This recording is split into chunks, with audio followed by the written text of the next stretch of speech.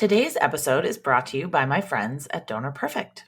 It's an all-in-one fundraising software solution that helps fundraisers save time and raise more money. In fact, new Donor Perfect users typically raise 25% more funding in their first year.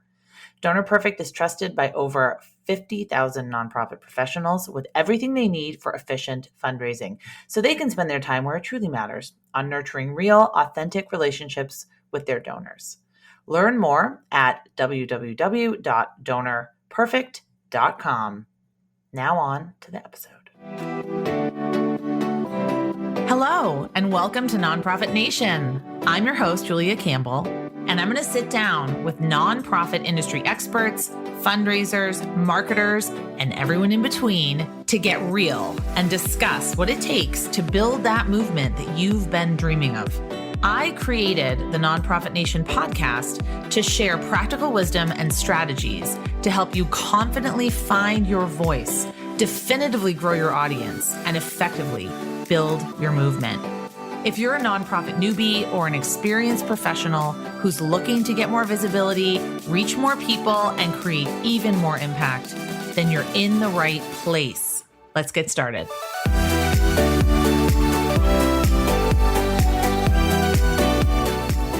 Hi, hello, welcome to another episode of Nonprofit Nation. And I'm your host, Julia Campbell. And today we're diving into the world of nonprofit websites and how to make them more user-friendly to better serve your mission and engage your audience. And my guest today is Spencer Brooks, an expert in web design and digital marketing for nonprofits. Spencer is the founder and principal of Brooks Digital, a website development and usability studio for nonprofits, particularly those in the health space. He has over a decade of experience leading projects for organizations with complex, high-traffic websites, such as the YMCA and the Diatribe Foundation. His writing has been featured in publications such as the Stanford Social Innovation Review, TechSoup, and Nonprofit Marketing Guide. And Spencer, welcome to the podcast. Hey, Julia. Thanks so much for inviting me. I'm really excited to be here. Yay. Well, actually, I usually start off with this question. Tell me about your journey and how you came to creating and helping nonprofits optimize their websites. Wow. We probably don't have as much time as I would like to get into this backstory.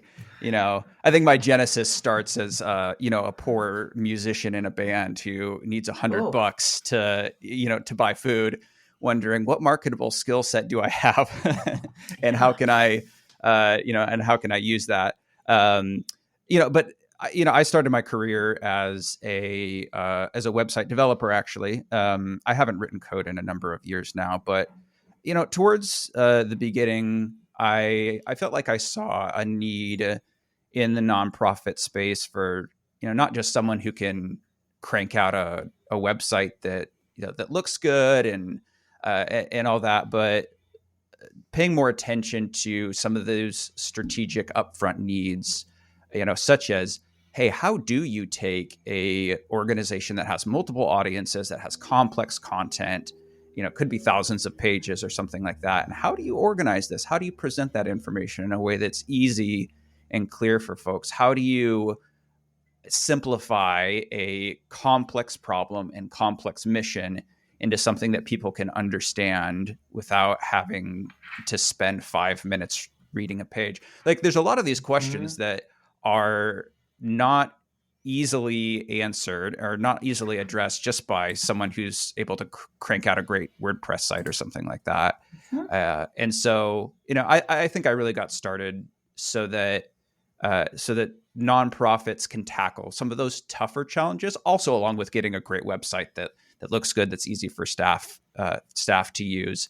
And so, it's been a long way since, being in a band, sleeping in a van, running around, the US playing drums, but it sort of started in that little space. And then over time, now it's grown a bit more to a team of 7 or 8 folks, as well as myself.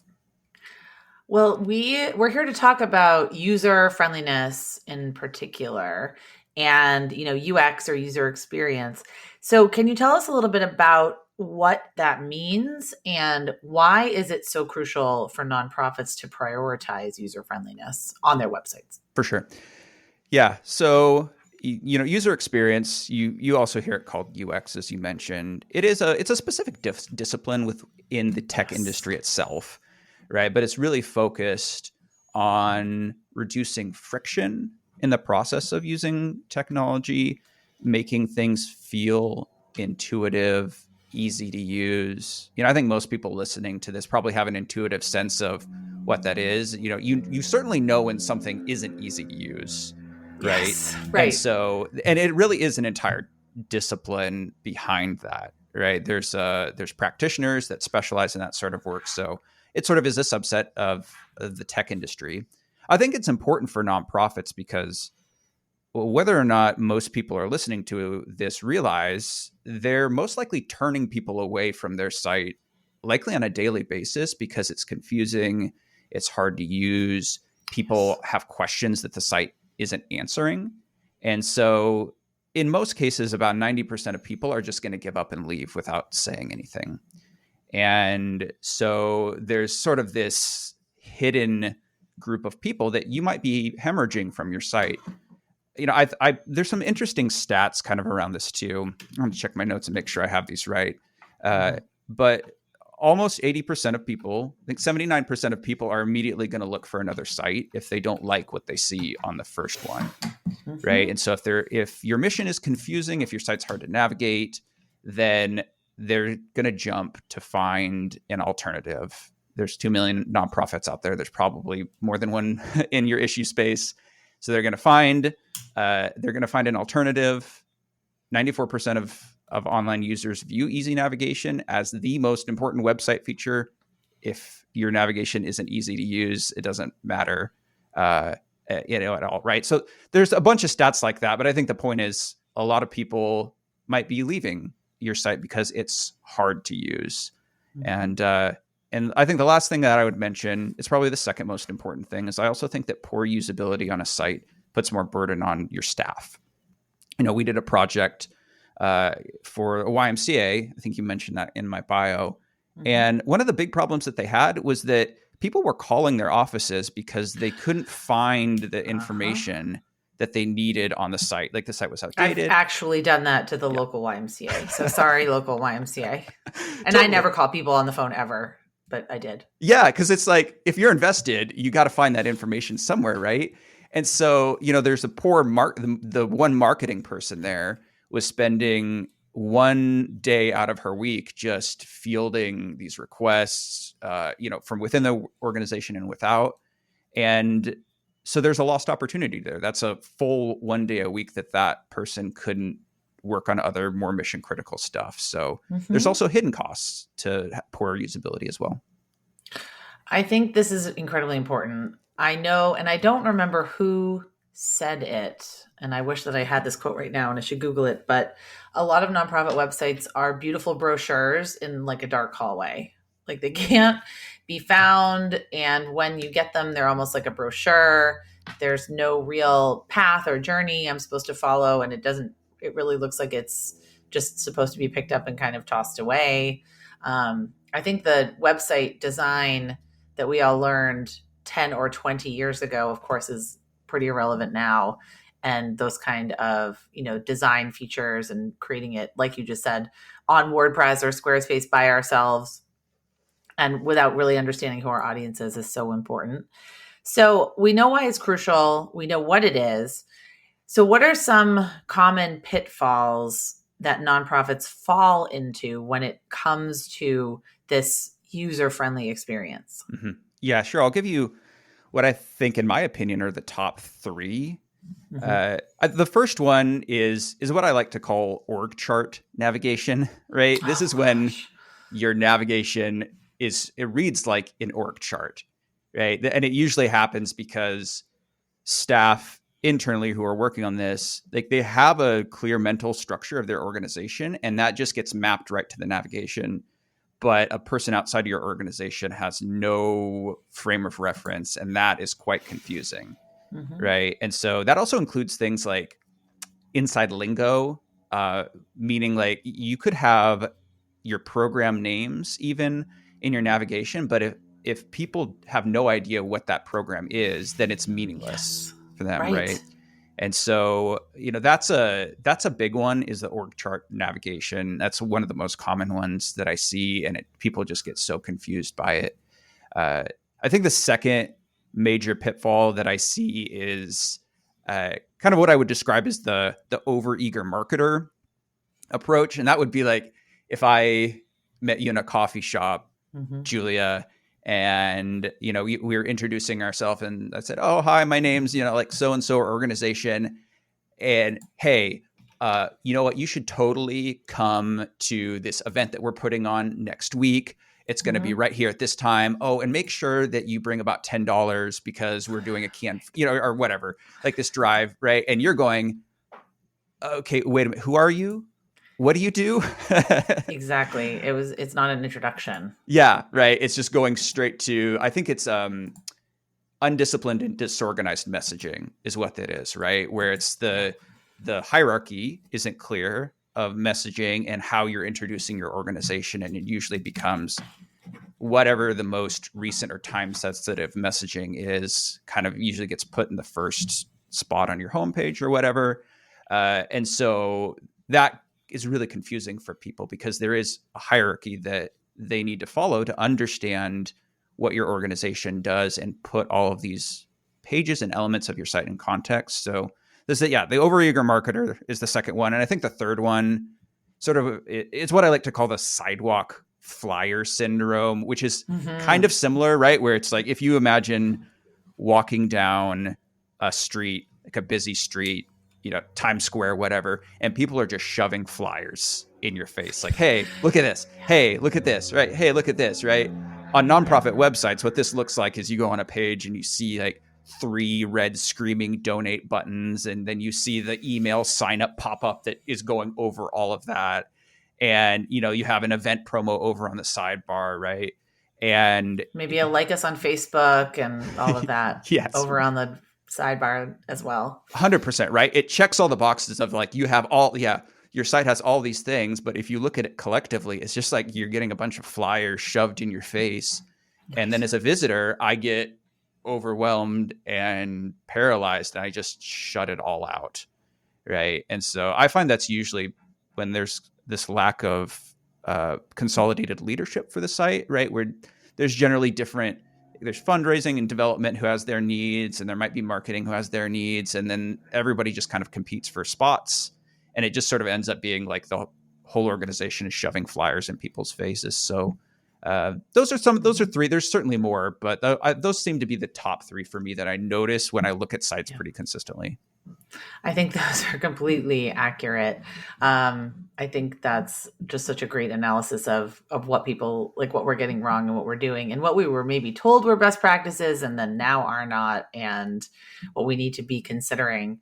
So probably the number one question I get from my digital marketing students and clients is about multiple audiences. We have multiple audiences that we need to speak to. And for websites, if a nonprofit has multiple audiences, we all do. So in terms of navigation, what are some, or even in terms of content, what are some best practices that nonprofits could follow to make it easy for users to find what they're looking for on the website?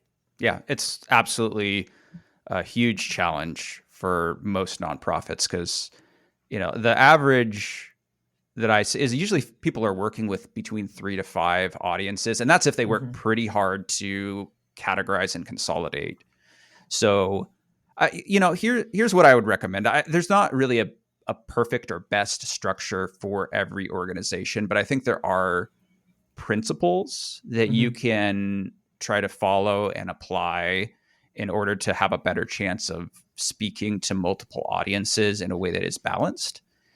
I think the first would be a fairly disciplined understanding of who those audiences are, meaning sitting down and actually taking the time to group all these different constituents into about 3 to 5 buckets, and then saying, okay, what are the major needs that each of these audiences has on the site. Like, what tasks do they need to perform? What are the big things that they need to do?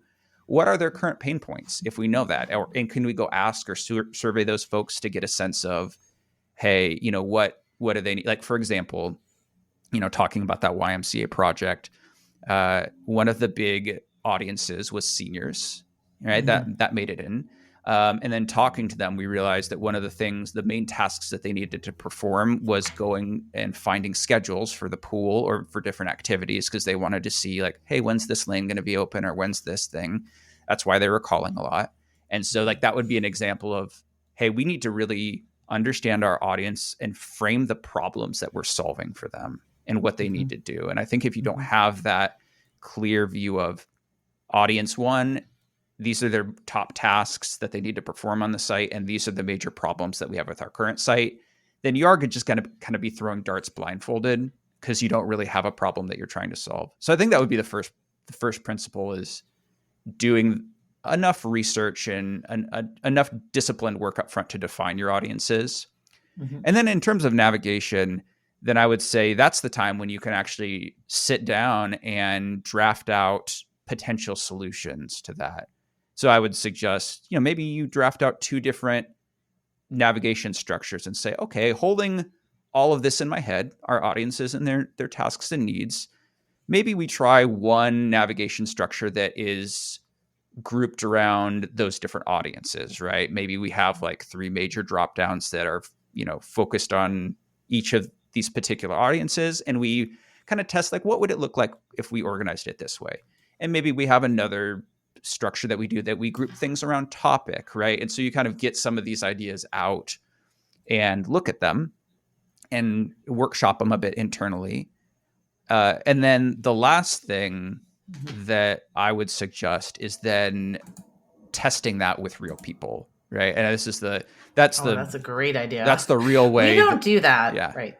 100%. No, people don't do that. It's what the pros do, right? But and you can be a pro just by, you have to get feedback from real people. And so specifically how you do that is you have these navigations, and there's a bunch of fancy tools, yada, yada, yada, that you could do it with. But at the core, the idea is that you then get a real person in that particular audience or whatever, and you give them some tasks and you say, all right, could you look at this navigation and can you go tell me if you wanted to, go find a pool schedule, like where would you click, right? Would you then like click here, here, here?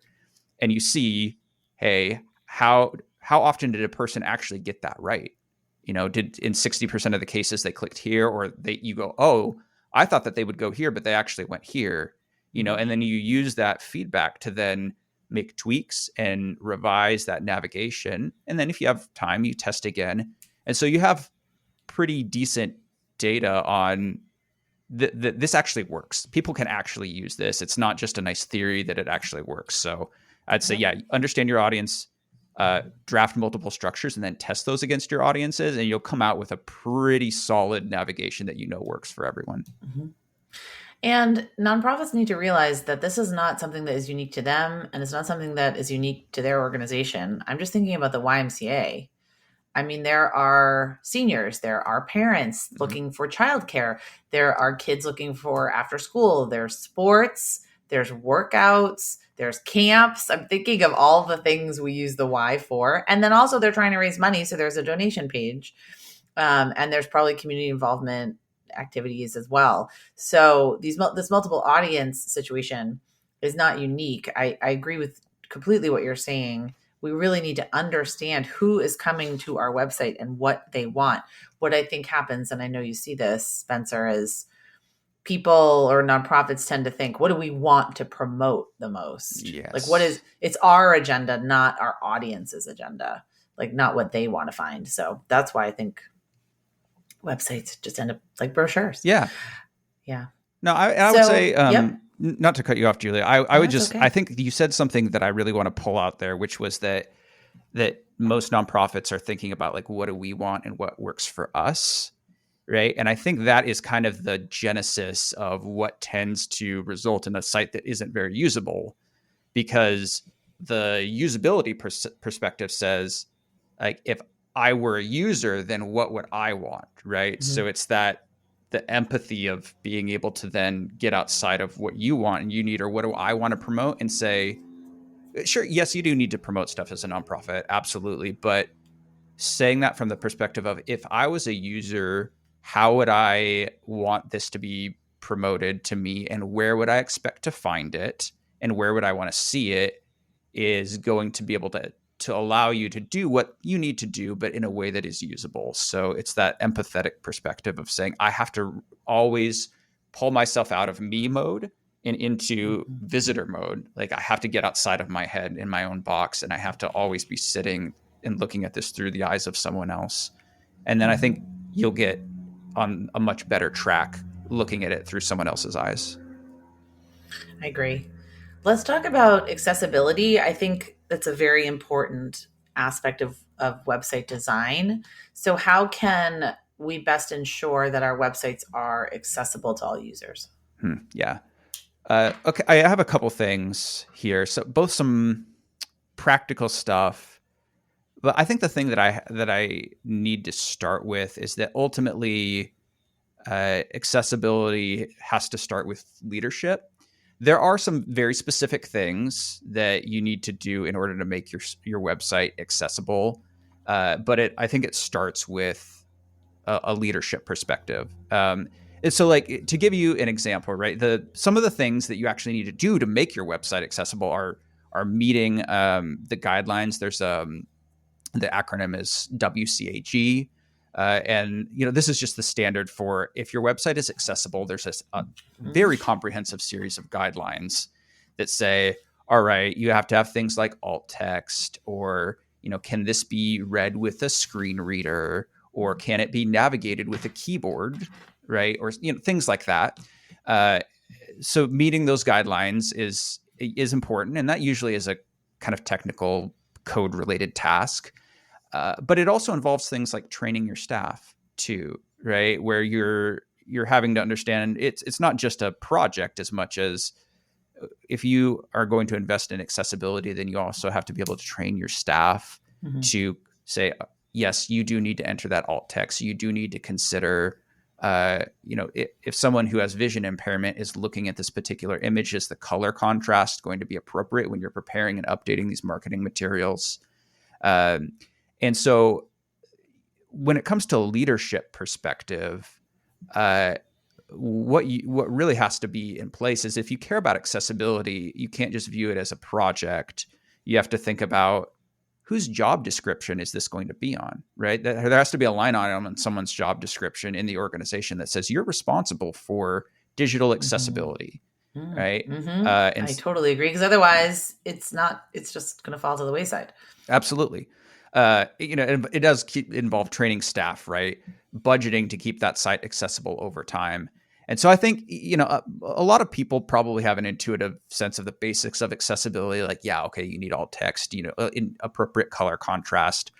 You can absolutely do all those things, and you can make your site accessible.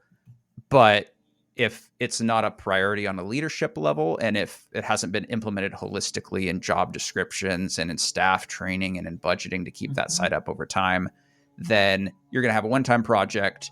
Nothing's going to change in your organization, and your site's not going to be accessible in 6 months, and you're going to get nowhere. So, so I think that the leadership thing is important. But another, I think, a specific tool that I would mention and call out. There are things like, I think Accessibility is a good example of this, where there's quite sophisticated tools that are in some cases using AI now to help make that burden easier on staff to keep sites accessible over time. So, like, for example, you would install Accessibility, and that it would do things like, if it detects a compliance issue on your site, it will try to automatically fix it. And then that's at least a temporary solution for you to then say, my site is accessible, and I really need to take this to my web developer. I need to go fix this myself in the underlying code, because the plugin is not a replacement for an accessible website, but it can help stop the gaps. It also does things like, it'll use AI to look at an image, and if it doesn't have the alternative text to describe that image for someone who's using a screen reader or something like that, then it'll try to intelligently fill that in using AI. So if you're a nonprofit right now and you have a site that has 1,000 images, someone's either going to have to go in and literally just tag these 1,000 images with alt text, or, you can use these tools to help do that. So I'd call out things like that specifically that can be helpful for folks. I'm going to put these tools into the show notes for everyone listening, because I think they're going to help save time and save a lot of headache. But the whole point of it needs to be baked into your overall strategy, and leadership needs to have buy-in. Those are hugely, hugely important points. I think so often on the podcast, we talk about strategies and tools and tactics and technology, and that gets lost. And I'm so glad you brought it up, that if leadership does not have the buy-in and the investment and the willingness to invest, it's not going to happen. Totally. And it won't be sustainable either. Yeah. Technology projects, just a brief point here, but a very helpful frame, I think, for anyone who's undergoing a technology project, it could be a website or anything else, is that technology projects are fundamentally change management, right? So you have to think about this through a change management lens. You can't just decide, I'm going to make my website accessible and then just end it with a project. Like, there's going to be no change in your organization, and so thinking about technology projects through the larger lens of, how do people's behaviors have to change? How does our culture have to change? How are we going to change as an organization to support the use of this new technology, is the difference between a successful technology project and one that solves an immediate problem and then fades into irrelevance because the people in the organization didn't change in conjunction with the technology. They changed one thing without changing the other. And so I think that's why I always have to call out leadership as part of this, because the leadership needs to provide the change management and the organizational change around with the people components and all this, policies, training that support the technology. And they can't just expect this shiny new website, a new CRM, whatever, to just come in and magically change their people or do anything, because it's just not, it doesn't work that way. So if you look at it through a change management lens, I think that for me, as soon as I heard that and realized it unlocked, it made a lot of things clear for me. That's a really fantastic point. I want to talk about website content and maybe blogs or a news and features page, or a lot of the things that nonprofits might have on their website. How can we effectively sort of present our content, and then kind of what role does it play in making a website more user-friendly? Yeah, content plays a huge role, right? Yes, navigation gets people to places, but then, I mean, I'm sure, Julia, you've been to sites where, you get to a page and you're like, that's a hard no, whatever this is. Like this, I got to where I know I needed to be, but looking at what's in front of me, like, this is not going to work. It's not what I wanted. Yeah. So in terms of organizing the content, I'll talk about two things really fast, like organizing the content and then actually presenting the content well, because I think those are two related things. But when you're talking about organizing the content, I think you want to think about it in terms of hubs and spokes. I think is the best analogy. And so there are pages on your site that are hubs, and then there are pages that are spokes. And the hubs are the places that are directing people. You can think of like when you click on a blog, a blog link, it's going to take you to a list of blog posts. That's a hub. And then you click on a blog post and that goes to a spoke, which is an individual page. And so thinking about that, if the organization of hubs and spokes is really important, and that's quite complex. I think it depends on your user needs and how, you want to be able to create appropriate hubs based around different needs. But the hubs and spokes analogy, I think, is quite helpful, because then you can take a high level navigation of a site, and maybe someone's going to click on, blog from there, and that's a hub for all your blog stuff. And maybe you have another thing that says topics, and those topics are a smaller hub. And then out from there, someone clicks into an individual blog post. So organizing content, I think the hubs and spokes analogy is helpful. Don't have a lot of time to dig into the specifics of that. But that's a mental picture that you can kind of hold. And when it comes to presenting the content, like once you get to a page itself, I think the most important thing I think about is making that scannable, Mm-hmm. because that's what's really going to determine how useful a page is. I think that involves a clear page hierarchy.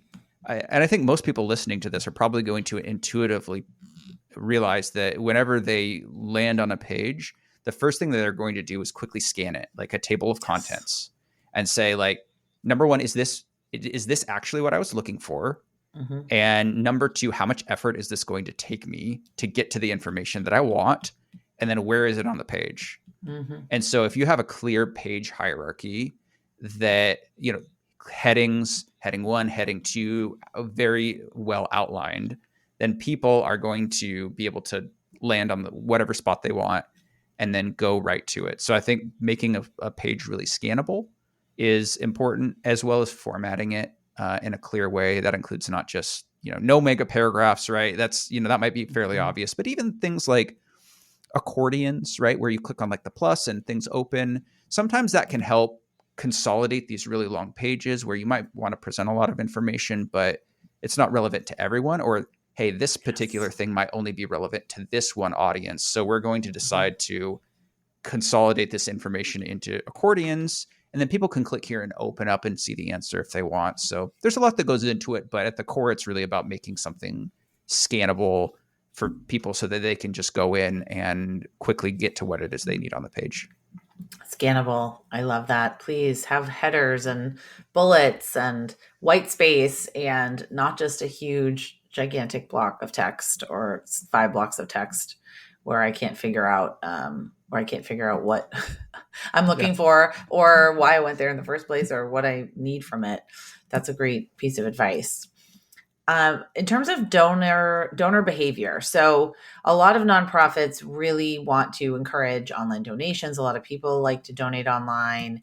How can nonprofits encourage donations through their website? And like, how does this kind of design influence donation behavior? Mm-hmm. You talked, Julia, a little bit earlier about, the 10 or 20 years ago, or some of these practices that were outdated and now are not as relevant, right? And I think certainly in the area of online fundraising, and specifically with website donations, I think I do see a lot of practices that are a bit out of date now. So like, for example, that we talked about the sidewalk flyer syndrome in the past, Mm-hmm. right? Where, the idea that the more calls to action, the more donate buttons that we have strewn throughout the site, then the more people will donate.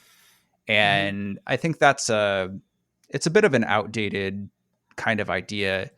And rather, what I would encourage folks to think about is that a good website understands the donor journey in entirety and clearly presents the appropriate next steps to people in the right places, right? I think if you just look at your website and imagine, again, your website is a human being talking to another human being. If the first time that they're introduced to your website as a person, if that website shakes their hand and says, hey, here's what we do, would you like to donate money? Like, any professional fundraiser is going to immediately like that. You can't just, that this is not going to be a helpful approach, right? That you're going to need to present information to people in a certain order and encourage them to take the next steps in a way that facilitates and honors the journey that they need to go on. So as an example, what you might ask in terms of a better question would be, given this purpose of a page on my site, what's the best next step for someone who's on their donor journey, right? So what that might look like is, if you're considering your homepage, then, okay, if someone's totally new to this site on my homepage, what's the best next step for someone to take on their donor journey? And that might be, go and learn about our mission, or like a problem that we're solving and how we're solving it, right? Learn about our organization. And then maybe from there, learn more about our programs, or maybe just go straight to the get involved page. If that page has done its job, and say, okay, I'm in the problem, I'm in the solution, I understand this, how can I get involved, right? And that get involved page provides a number of different options, ranging from doing some volunteer work to, it could be a simple ask to sign up for the email list or to donate money, right? Then you're presenting people with, here's different ways to get involved. And from there, then making a donation is a natural next step. So I think it's always important to evaluate each page on your site, understand that page's purpose, and then understand what is the appropriate next step to ask of someone on their journey. But with all that said, it is always important to have on every page on a nonprofit site a clear secondary call to action for people who want to donate. And I'm not suggesting that you take a donate button off your site entirely, but rather that you think about what you're asking people to do in terms of a hierarchy, like primary calls to action. What's the one thing I want someone else to do? And yeah, there's also secondary ones that are on the page. So there's always going to be a donate button, usually on the top right, for folks that land on any page and they just want to donate. You should keep that, but you should also be thinking about what's the journey that I want to take someone on my site, and what's the appropriate next step as a donor, as and really for any other audience. And I think from there, you'll be honoring of the journey that people actually take, and you won't be turning them off or turning them away by coming on too strong, which is something that I see happen a lot. I love thinking about your website as a handshake. I think that's fantastic. So last question, tell me about the guide you have on your website. We will put it in the show notes. It's the complete guide to nonprofit website user experience. So who's it for? How can they use it? And where can they get it? Yeah, well, I put a lot of time into that guide.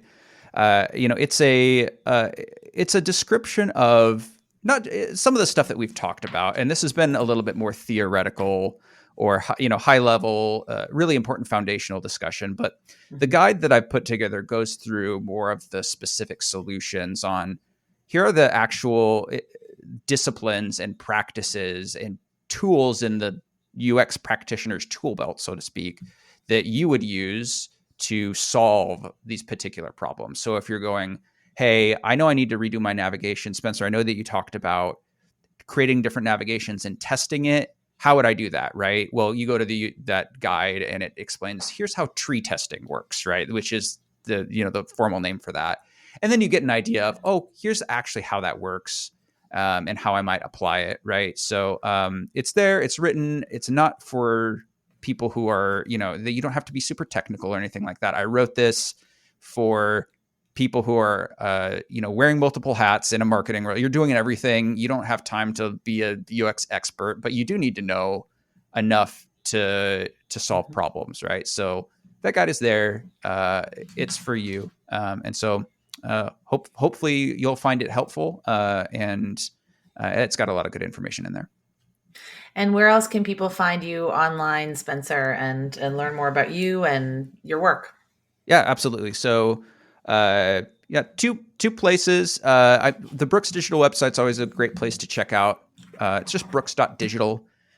No .com. It's one of those fancy domains. The .digital. Brooks.digital. Yeah, that's true. It's quite. It's one of those next gen ones. Sometimes is also confusing for people I found. So that has lots of different resources on there, blog posts. I have a podcast called Health Nonprofit Digital Marketing. If you're, if you work at a nonprofit in the health space, it's a good resource to talk about lots of fun topics in there: ethical storytelling, health equity, yada yada, like lots of great stuff. So check out the site. You can also send me an email, Spencer@brooks.digital. It's Spencer with a C. And, I'm always happy to answer questions, or if you have something specific that you're struggling with, and you want to chat, always happy to lend a helping hand there. Thanks so much for being on the podcast. I'm so happy, and just thank you for sharing all this wealth of information. I know we have a lot to think about. Yeah, you're absolutely welcome, Julia. It was really great talking with you. And thanks again for inviting me on.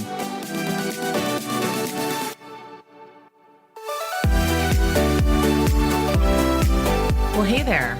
I wanted to say thank you for tuning into my show and for listening all the way to the end. If you really enjoyed today's conversation, make sure to subscribe to the show in your favorite podcast app, and you'll get new episodes downloaded as soon as they come out. I would love if you left me a rating or a review because this tells other people that my podcast is worth listening to. And then me and my guests can reach even more earbuds and create even more impact. So that's pretty much it. I'll be back soon with a brand new episode. But until then, you can find me on Instagram at JuliaCampbell77. Keep changing the world, you nonprofit unicorn.